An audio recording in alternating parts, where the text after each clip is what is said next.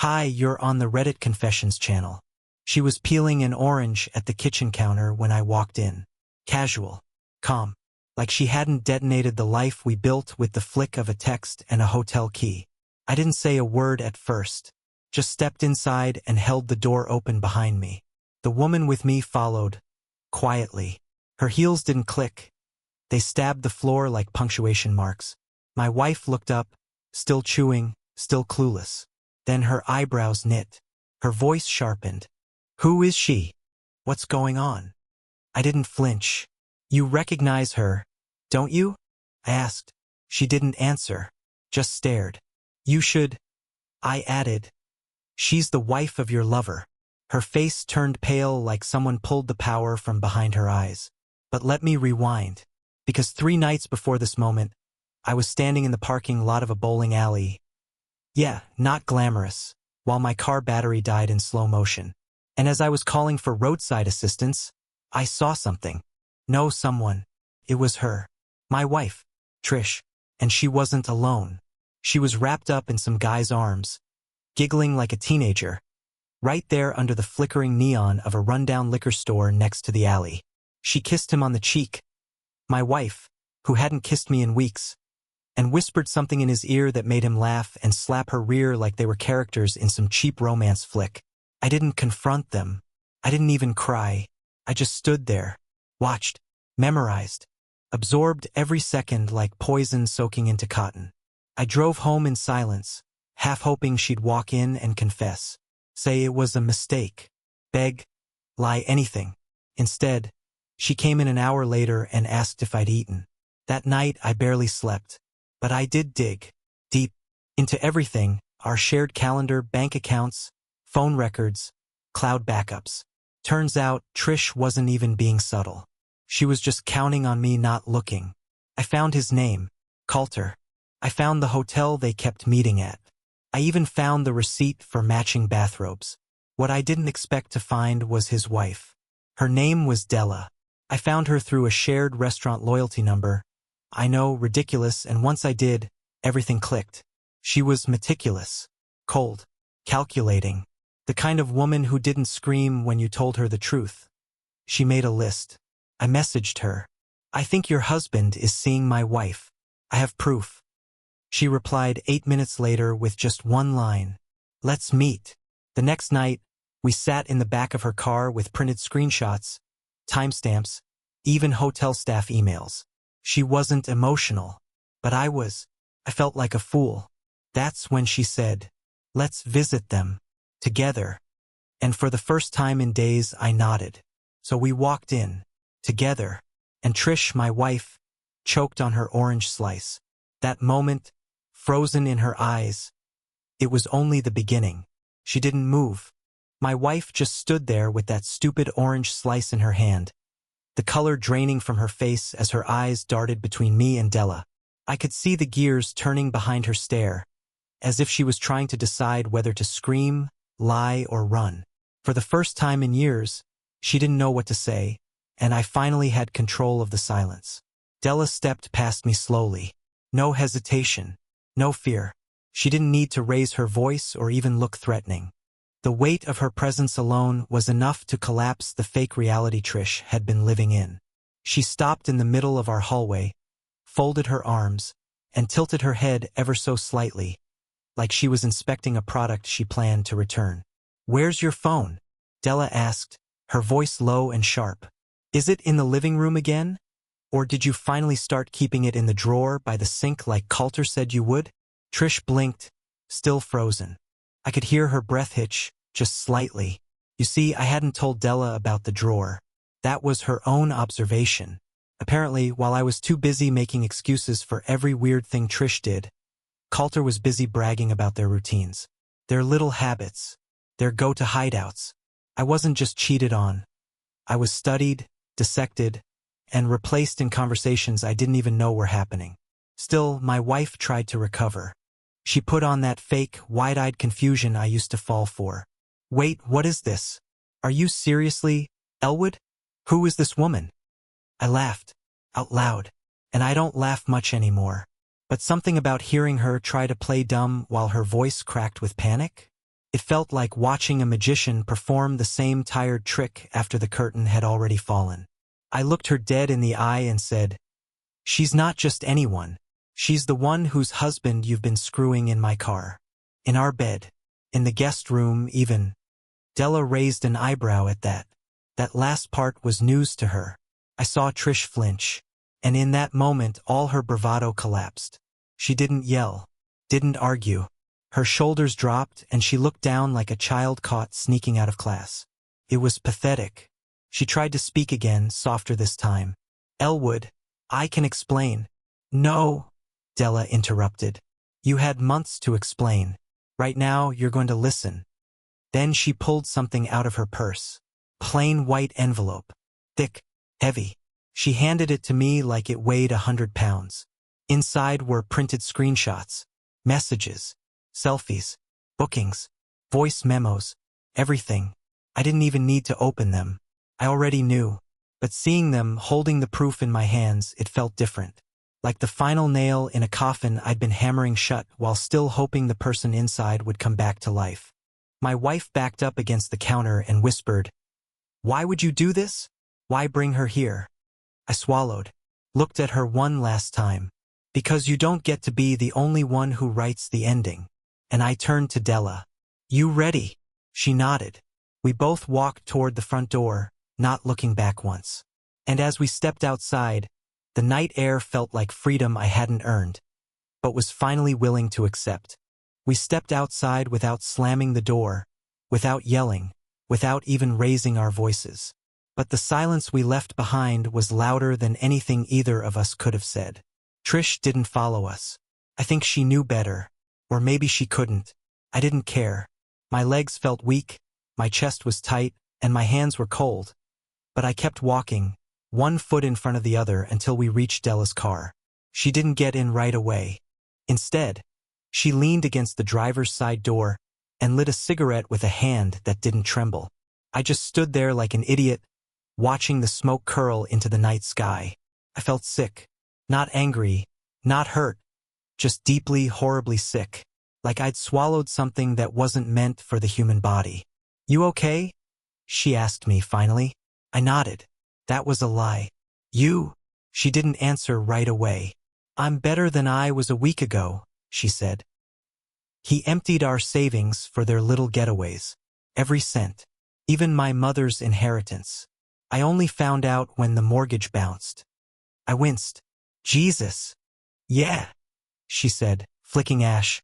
"Jesus doesn't return calls either." That's when she popped the trunk. "I have something I want to give her. Or rather, something I want you to give her." I raised an eyebrow. "You brought her a gift?" Della smirked. "Something like that." She reached in and pulled out a small metal box. One of those fireproof document safes people keep their most important papers in. It looked old, scratched up, and heavy. She handed it to me.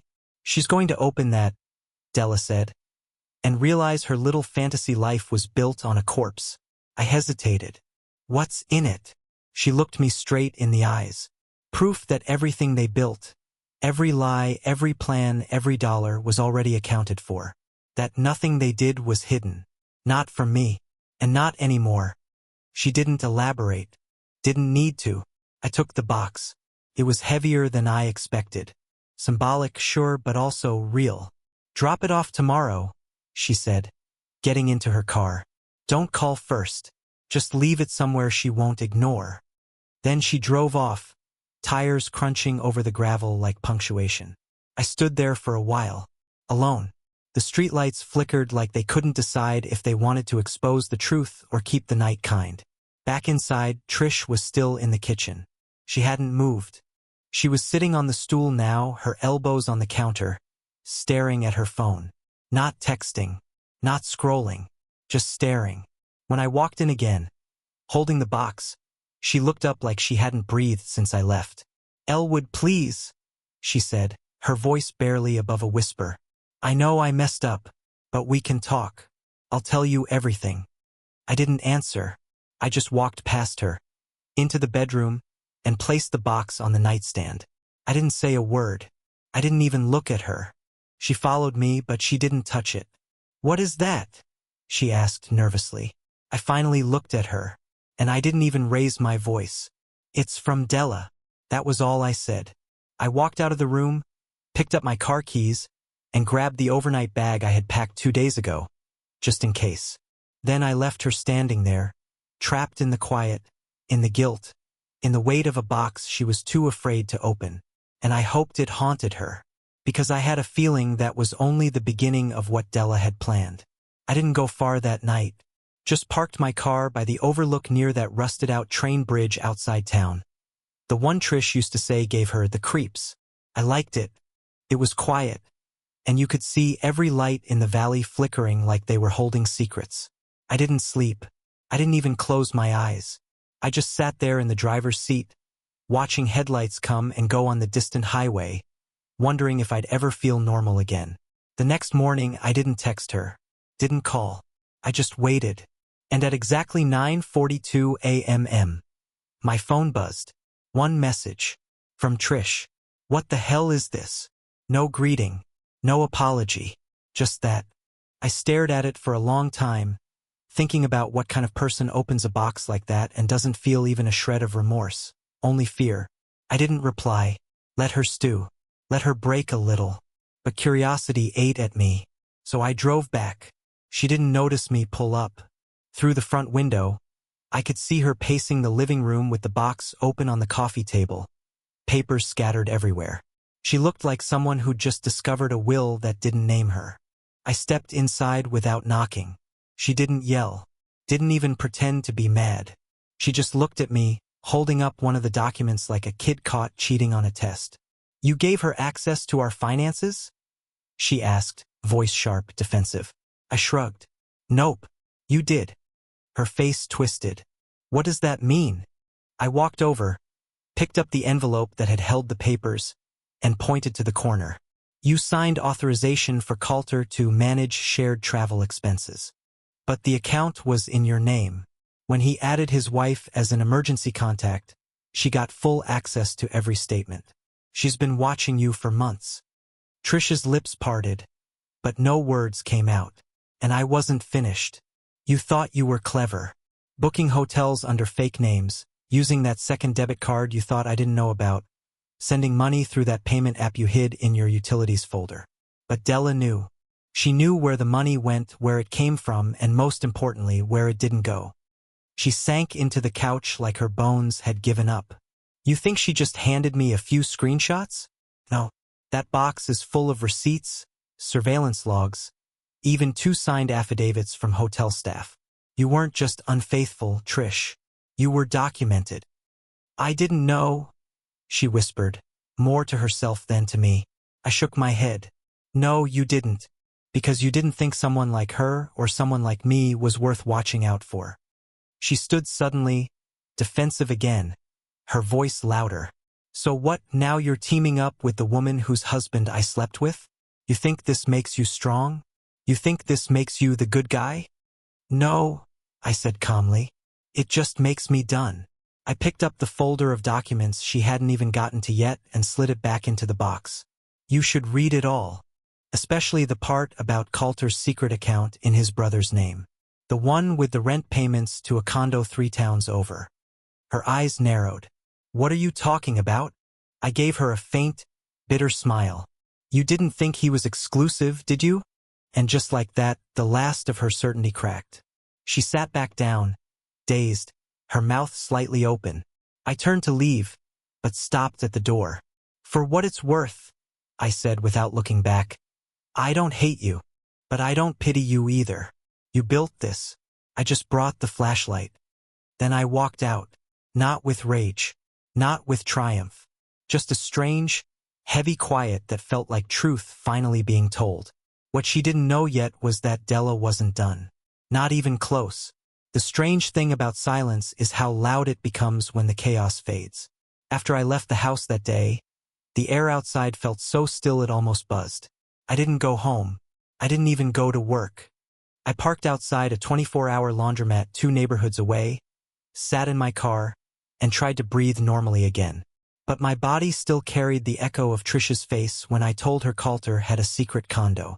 She didn't cry. Not even a single tear. Maybe she couldn't.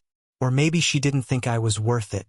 I guess, after all those years, she'd finally run out of performances. The next morning, my phone rang. I expected it to be Trish again, maybe trying to bargain or manipulate her way out of the mess. But it wasn't. It was Della. She didn't say hello. She didn't ask if I was okay. She just said, "Do you want to see where your wife really spent your anniversary?" I didn't even need to ask how she knew.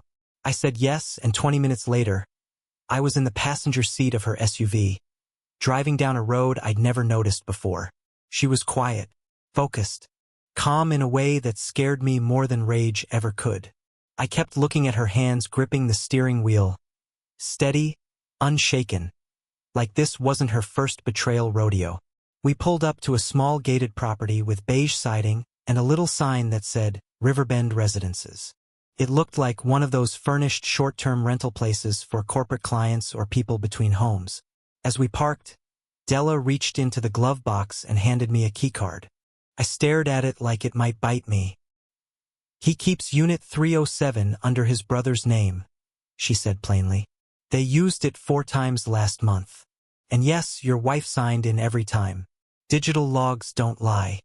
I didn't ask how she got the card. I didn't want to know. I followed her to the elevator, neither of us speaking. When the door opened to the 3rd floor, it smelled like bleach and air freshener. Della walked straight to 307 and swiped the card. The light flashed green. Inside was a fully furnished apartment, cold and impersonal. A beige couch, a glass table, 2 wine glasses still sitting in the sink. Everything looked like it was trying too hard to be neutral, like it was built to absorb secrets without leaving stains. Della walked over to a small shelf near the TV and pulled out a USB drive hidden behind a stack of magazines. "Security feed," she said. "They don't know the system backs up to a private server. I had a friend extract it. I didn't want to see it. Not really. But part of me needed to. Not for the proof, I already had more than enough, but to kill the last flicker of denial still crawling around inside me." We sat on the couch. Della plugged the USB into the TV. The video started automatically. Time-stamped, dated, clear as day. There she was, Trish, my wife, laughing as she walked in the door with Coulter, taking off her coat, kicking off her heels, curling up on that same couch like it was hers. They didn't even kiss like it was an affair. They kissed like they were married, like I was the other man. I watched her pop open a bottle of wine. I watched them toast. I watched her unwrap a small gift box and throw her head back laughing. The timestamp was my anniversary. My hands went cold. My ears started ringing. And through it all, Della just watched me. Not with pity. Not with triumph. Just stillness. "I'm not showing you this to break you," she said finally. "I'm showing you because you need to stop protecting the version of her you keep in your head." She was right. I had been holding onto a ghost. A version of Trish that hadn't existed in years. The one who used to wait up for me when I worked late, who'd bring me soup when I was sick, who once cried during a rerun of Finding Nemo. That woman was gone. This one, this imposter wrapped in my wife's skin, had been smiling in another man's arms while I was alone at home wondering if I forgot our anniversary. We left the condo without touching anything else. Della locked the door behind us, slid the keycard into a plain envelope, and handed it to me as we reached the parking lot. "Leave it somewhere she can't ignore," she said. "Just like the box." Then she got into her car and drove off. No goodbye. I stood there for a few minutes, holding the envelope, the last nail in the coffin I hadn't wanted to bury. The wind picked up, and for the first time in a long time I didn't feel cold. Because now, I was done being the guy who waited to be chosen. I didn't storm back into the house. I didn't plan a dramatic confrontation or some final scream fest where she'd beg and I'd walk away feeling like the bigger man. No, that wasn't me. That had never been me. And honestly, I was too exhausted to perform for someone who never truly saw me in the first place. I just wanted closure. Not hers. Mine. When I pulled into the driveway, her car was gone. Maybe at work. Maybe meeting him. Honestly, I didn't care anymore. The version of me who used to track her phone with trembling hands and pray she was just at the store, That man was buried somewhere along the road between my heartbreak and Della's USB stick. The house felt emptier than usual when I stepped inside. Like even the walls knew this was the last time I'd walk through that door as her husband. I didn't bother taking off my shoes. Just went straight upstairs, envelope in hand, and walked into the bedroom. The bed was made. Neat. Too neat. The kind of neat that says someone's hiding something behind it. I didn't search. I didn't need to. The only thing I did was place the envelope directly in the center of her pillow. The same pillow she used to rest her head on when she'd roll over and tell me she loved me while texting someone else under the covers. Inside the envelope, I added a short note. Just one line. Next time you lie to someone, make sure the cameras don't see you smile. I didn't sign it. She'd know who it came from.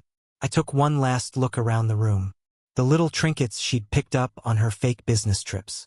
The framed photo of us from that vacation in Charleston, where, as it turns out, she had disappeared one evening to call her mother, only to come back 2 hours later with a guilty grin and cheap perfume that didn't belong to her. I saw it all differently now, like someone finally cleaned the window I'd been staring through for years. I didn't pack much, just what I needed. Clothes, documents, my laptop, everything else could rot with the memories. As I zipped the suitcase closed, I heard the front door open downstairs. Her voice called up casually, like nothing had happened. "Elwood? You home?" I didn't answer. A few seconds later, I heard her footsteps on the stairs. They paused halfway up, probably when she noticed my keys missing from the hook. Then, cautiously, she made her way up the rest of the way. She stepped into the bedroom just as I was rolling the suitcase toward the door. She looked at me, confused, her eyes flitting from the bag to my face, trying to read the situation before it settled in. "What's going on?" she asked. I didn't stop walking. I brushed past her with a calmness I didn't know I still had. When I reached the top of the stairs, I turned around and nodded toward the bed. "You'll want to read what's on the pillow." She looked at me, then at the bed, and slowly stepped forward. Her fingers trembled slightly as she picked up the envelope, and I watched her open it, unfold the paper, and read those 12 words. Her face didn't contort with rage or sorrow. Collapsed. Completely. Like someone had unplugged her from the fantasy she'd been living in. "Elwood," she said, barely audible. "Please just talk to me. Please." I stood there, halfway down the stairs, gripping the rail. "Why?" I asked. "So you can explain how it was different? How it didn't mean anything? How it only happened once?" She didn't answer. She couldn't. Because all her excuses had been used up, and this time, I wasn't the fool waiting to believe them. "I already talked to someone," I said. "Someone who gave me the truth you never thought I'd see." She looked like she wanted to chase me, to stop me, to scream, but all she did was crumple into the edge of the bed, clutching the envelope like it was her last connection to reality. I didn't wait for the tears. I didn't wait for the apologies that would never be honest. I walked out. That was the last time I saw her face in that house. And the first time I felt free. I had been out of the house for 3 days, staying at a cheap roadside motel that smelled like old coffee and forgotten cigarettes. It wasn't glamorous, but it had something my house never had. Peace. No fake smiles. No late-night whispers into someone else's phone. Just the constant hum of a broken vending machine down the hall and my own guilt trying to claw its way out of my chest. I wasn't sleeping well. Not because I missed Trish, those feelings had curdled into something unrecognizable, but because my mind wouldn't shut up. It kept replaying every memory I had with her, twisting even the good ones until they looked like warning signs I ignored. The way she used to hum while cooking, the way she kept her phone face down, the way she always forgot our anniversary, only to plan something elaborate 2 days later, as if the delay made it better. But just when I thought the worst was behind me, my phone rang. A known number. I almost didn't answer, but something in my gut told me to pick up. "Is this Elwood?" the voice asked. "Yes." "Who is this?" "This is Lennox. I'm Coulter's brother." The name hit like a slap. I sat up in bed, suddenly alert. "Okay. Why are you calling me?" He sighed. Like this wasn't the first hard conversation he'd had that day. "Look, I know this is weird, and I'm not trying to stir up more drama, but I think you need to know something. You ever wonder why Coulter never left his wife for yours? That question punched me in the throat. I had wondered, of course, late at night, in the quiet moments, why, if they were so in love, he hadn't pulled the trigger. Why Trish had stayed, stringing me along while sharing hotel beds with another man. He's married, I said bitterly. Guess he liked the perks of both worlds. Lennox chuckled darkly. Yeah, that's what I thought too, until I found out something last week. Something I wasn't supposed to see. He went on to explain that Coulter had a second phone. Not just a burner. A fully active phone with its own plan, linked to a separate bank account. Lennox found it hidden in a toolbox at their parents' old lake house. And what was on it? Dozens of messages. But not to Trish. To 3 other women. Some were short flings. Some spanned months. One even sent him money regularly, thinking she was supporting his divorce battle. He had played them all like cheap instruments, including Della, his own wife. And your wife, Lennox added. She wasn't even the longest affair. She was just the easiest one to manipulate. I felt my throat tighten. The humiliation I thought I had already processed suddenly surged back, stronger and more acidic than before. I wasn't just betrayed, I was disposable. Lennox told me he was planning to confront Coulter in person. Not for revenge, but for his own clarity. For his family. Because if someone like Coulter could lie that easily, what else was he capable of? I'm telling you this, he said quietly, because I saw your name in some of the messages. He made jokes about you, called you the ghost husband, said you wouldn't notice even if Trish painted your house red, said you were too weak to do anything. I swallowed hard. He said that multiple times. That was the moment something in me snapped. Not violently, but completely. Like a bone finally giving way after being fractured too long. Thanks for telling me, I said, gripping the phone tight enough to leave marks in my palm. No problem. And listen, whatever you're planning to do, just make sure you do it for you. Not for her. Not for him. For you. He hung up. I stared at the phone for a long time, then turned to the small desk in the motel room. I pulled out my laptop, opened a blank document, and began typing. It wasn't a revenge letter. It wasn't even a goodbye. It was the truth. My version. My voice. My story. Because if I had been the ghost husband to them, it was time I started haunting the hell out of their lies. I never meant for the letter to spread. Honestly, I just needed to write it for myself, to purge everything I'd been holding inside for years. The betrayal, the humiliation, the numb silence I mistook for strength. I wasn't looking for attention, but when I finished typing that final paragraph, something inside me said, don't keep this hidden. You were hidden long enough. So I posted it. No names, no cities, no photos, just the truth. I shared it in a support forum for betrayed spouses, signed off as the ghost husband, and closed the laptop. I didn't even check back until 2 days later. When I did, it had over 300,000 views. People from all over the world had commented. Some were furious on my behalf. Some shared their own heartbreaks. Others thanked me for putting into words what they couldn't. And among those comments was one from Della. Just 4 words. You finally became visible. That hit me harder than anything else. Because she was right. I'd spent my marriage shrinking to make room for Trish's ego. I'd softened myself, tiptoed around her moods, dimmed my light so she could shine brighter in public. And now, for the first time, people saw me for who I really was. 2 weeks later, I got an email from a podcast host. She wanted me to read the letter on air. At first I hesitated, but then I remembered what Lennox told me. Do it for yourself. So I did. Nervous as hell, voice shaking. But I read every word. And when I finished, the host was quiet for a long time before saying, I think you just helped more people than you'll ever know. Trish? She never contacted me again. Not once. I heard through a mutual acquaintance that Coulter was hit with multiple lawsuits and Della filed for divorce with a mountain of evidence. She's thriving now, new job, new home, even starting a small nonprofit that helps people document abuse and manipulation in relationships. As for me, I'm not healed, not fully, but I'm rebuilding. I go for walks again. I sleep with both eyes closed. I don't flinch when someone asks me if I'm okay. And the best part? I no longer need someone else's validation to feel like I matter. I matter. I always did. So yeah, maybe I started this story as a ghost, but I ended it as someone real. And that's more than I ever thought I'd be again. Thanks for listening to my story. If you've ever lived through something similar, or you've got a moment that changed everything, drop it in the comments. What's the one truth you wish you had said out loud sooner? You've been watching Reddit Confessions.